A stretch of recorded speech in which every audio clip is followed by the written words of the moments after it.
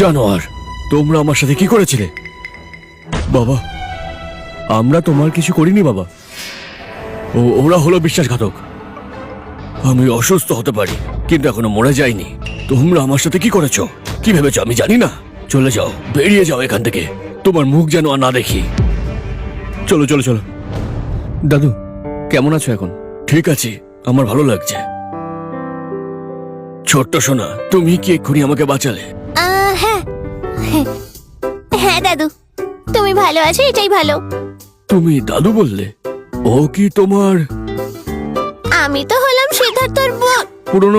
পুরনো বন্ধু আমার।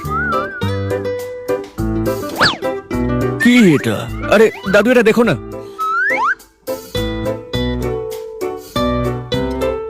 তো তুমি আরভি? অনেক বছর হয়ে গেল, কত বড় হয়ে গেছো। এখনো ছোটবেলার মতোই সুন্দর আছো। ও তোমার বউ। তোমাকে আজকে এটা বুঝতে হবে। বিয়ের সার্টিফিকেটটা ফিরিয়ে দাও।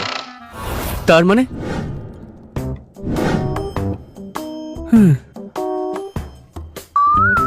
মিস্টার সেন, মিস রায় এখনো এলেন না কেন? ওকে আর 5 মিনিট সময় দাও। হ্যাঁ, এই ওটা সেন গ্রুপের সভাপতি সিদ্ধার্থ সেন না? সিভিল অ্যাফেয়ার্স ব্যুরোতে কেন এসেছে? ও তো খুব ভালো মানুষ, তার জন্য কোন ধরনের সুন্দরী যোগ্য হতে পারে? স্বামী, আমি আসছি।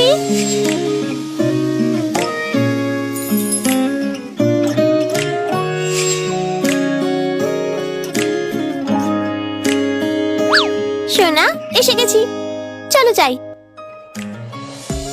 আমরা ছবি তুলতে যাচ্ছি। তুমি মুখ ঢেকে আছো কেন?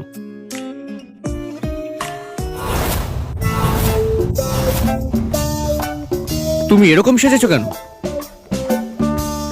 এটা একটা লম্বা গল্প। মিস রয়, নমস্কার ম্যাডাম। ম্যাডাম, এটা আপনারই ঘর মনে করুন।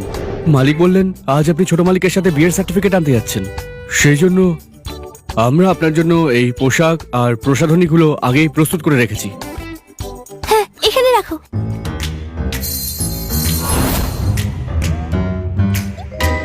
কি বড় ঘর, কত বড় বিছানা, কত বড় সোফা।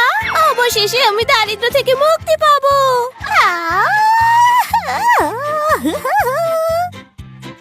আর আমার ছোট গয়নাগুলোকে লুকিয়ে রেখে দেব। আমার গয়না কোথায়? আমার কাছে তো এত গয়না ছিল। আমার অনুগত অধস্তন। তোমার নিজের ভাগ্যকে সৎভাবে মেনে নেওয়াই ভালো। তুমি আমাকে ছেড়ে দিতে পারবে না। না, আমি আমার ভাগ্য মেনে নেব না। আমি এখনো আমার স্বামীকে বিয়ে করিনি, বিয়ের সার্টিফিকেট পাইনি। এটা অবশ্যই এই কারণেই হবে। আমি বিশ্বাস করি না। আমার জামা কাপড় কোথায়?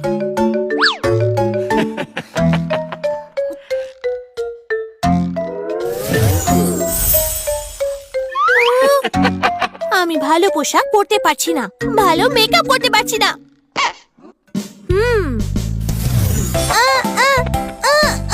কি হচ্ছে?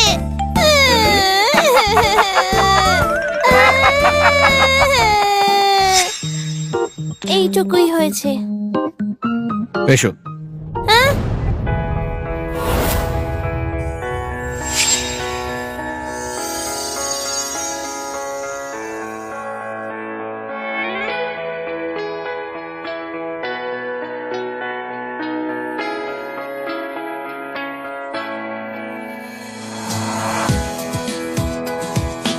প্রেসিডেন্ট যেন সত্যি গ্রামের মেয়েকে বিয়ে করেছে। এটা একটা ব্রেকিং নিউজ।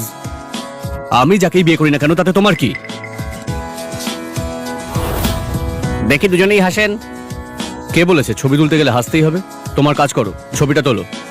সোনা, প্লিজ হাসো। 3, 2, 1 সে চিজ।